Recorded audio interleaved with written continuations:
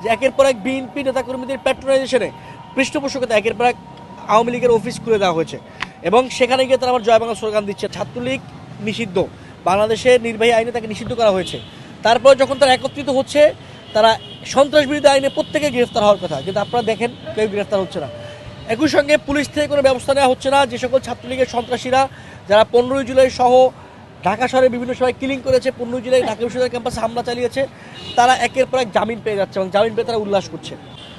আপনারা লিখে রাখেন, যদি ছাত্রলীগ বাংলাদেশে কোনো না কোনোভাবে ব্যাক করতে পারে, তাহলে শুধুমাত্র ছাত্রশক্তি শিবির বা ছাত্রদলকে মারবে না, তারা পুরো ছাত্রদের উপর আবার ন্যাক্কারজনক হত্যাকাণ্ড চালাবে। এটা বাংলাদেশের ভবিষ্যৎ হবে যদি ছাত্রলীগ ফিরে আসে।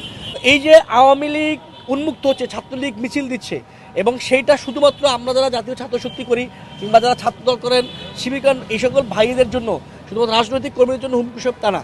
আওয়ামী লীগ শুধুমাত্র ছাত্রদল, শিবির, ছাত্রশক্তি বা বামপন্থী যে সকল সংগঠন অভ্যুত্থানে ছিল তাদের জন্য ক্ষতিকর তা না, তারা পুরো বাংলাদেশের জন্য ক্ষতিকর। আজকে সকালে ঢাকা বিশ্ববিদ্যালয়ের রাজু ভাস্কর্য, যে রাজু ভাস্কর্য থেকে জুলাই গণঅভ্যুত্থানের সূচনা, যে রাজু ভাস্কর্য থেকেই মিছিল উঠছিল তুমি কে আমি কে রাজাকার, যে রাজু ভাস্কর্য থেকেই স্লোগান উঠেছিল এক দফার, সেই রাজু ভাস্কর্যের পাদদেশে এবং ঢাকা বিশ্ববিদ্যালয়ের রাস্তায় নিষিদ্ধ ছাত্রলীগ, জঙ্গি সংগঠন, সন্ত্রাসী ছাত্রলীগ ব্যানার নিয়ে মিছিল করেছে।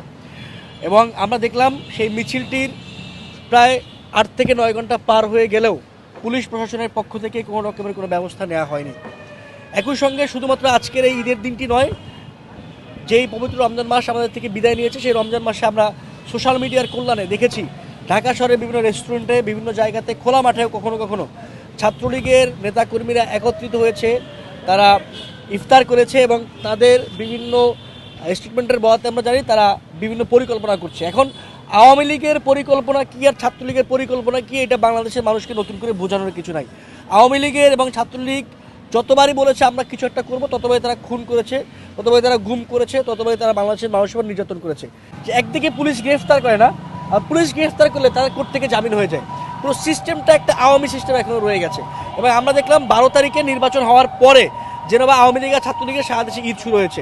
আপনারা নিশ্চয়ই দেখেছেন, সাংবাদিক ভাইরা যারা আছেন এখানে, তোরা এই যে ছাত্রলীগ ফিরে আসছে, তারা মিছিল করার সাহস পাচ্ছে। এটা একই সঙ্গে যেমন বর্তমান সরকার দলীয় যে রাজনৈতিক সংগঠন এবং ছাত্র সংগঠন, তাদের একটা পৃষ্ঠপোষকতা আছে, তাদের একটা প্যাট্রোনাইজেশন আছে। একই সঙ্গে এখানে পুলিশের নির্লিপ্ততা আছে, তারা গ্রেফতার করছে না, আবার একই সঙ্গে পুলিশ গ্রেফতার করে তাদের কোর্ট থেকে জামিন হয়ে যাচ্ছে। এই পুরো সিস্টেমে এখানে জড়িত।